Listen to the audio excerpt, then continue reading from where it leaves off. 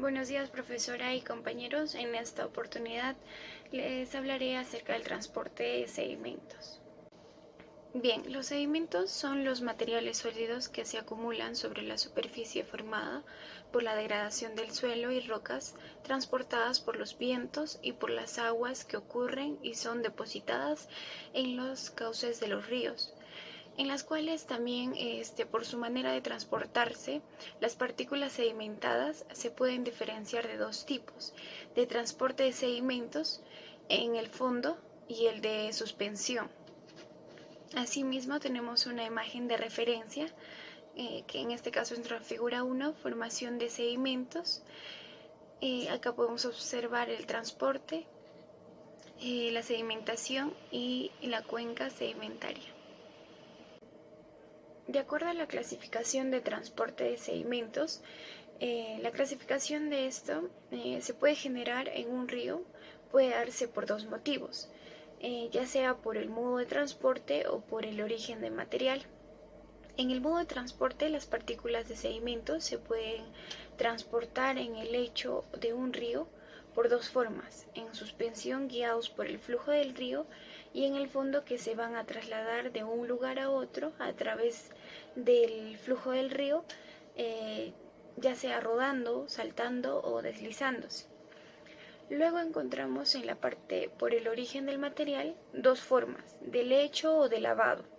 El material de lavado viene a ser las partículas muy finas, como limos o arcillas, y van a ser transportadas en suspensión, donde estas partículas, que tienen un diámetro menor de 0.06 mm, serán consideradas como partículas de lavado, y las partículas superiores a este diámetro serán consideradas como material de lecho, que vendrían a ser las gravas y arenas transportadas en fondo.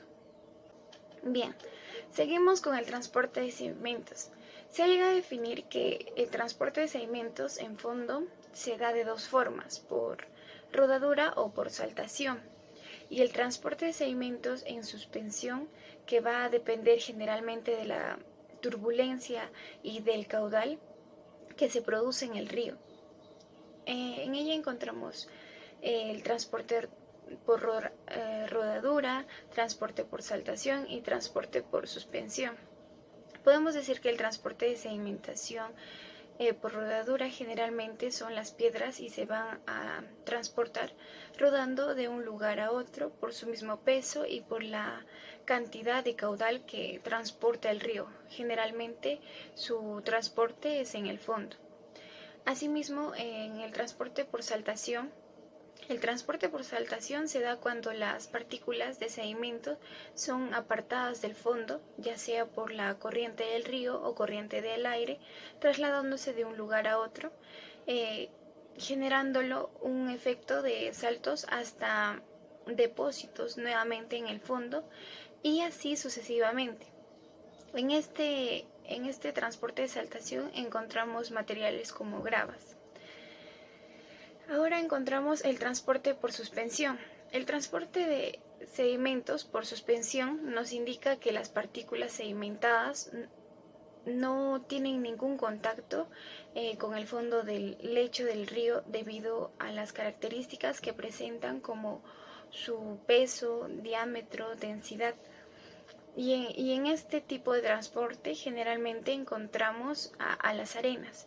Asimismo, tenemos una imagen de referencia donde podemos ver la suspensión, rodadura y saltación. Bien, ahora seguimos con el equipo para la toma de muestra de material transportado. Los equipos para tomar muestras de sedimentos pueden ser de diferentes tipos, pero para escoger un equipo principalmente depende mayormente del material a muestrear. En este caso tenemos a los muestradores de Hale Smith. En esta nos da como referencia que este muestrador está compuesto por una embocadura de forma rectangular, que va a estar pegada a una malla que nos va a servir para recoger las partículas de sedimentos. También lo conforma una aleta que nos va a servir como alineamiento del muestrador con la dirección de la corriente o del caudal. Asimismo, tenemos el muestreador USBM, en la cual nos da como referencia que este tipo de muestreador está conformado por material de hierro fundido, conformado por dos aletas para que le den dirección cuando se encuentra dentro del flujo, y va a estar sostenido mediante un cable de acero desde la superficie. Los principales métodos para su cálculo. Aquí veremos diferentes ecuaciones de transporte de sedimentos en fondo, que nos va a permitir adquirir cada una de las variables propuestas en las diferentes ecuaciones para el estudio de transporte de sedimentos.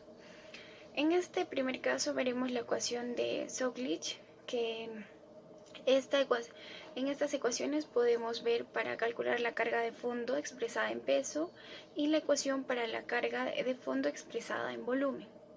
Bien, seguimos con la ecuación de Meyer, Meter y Müller.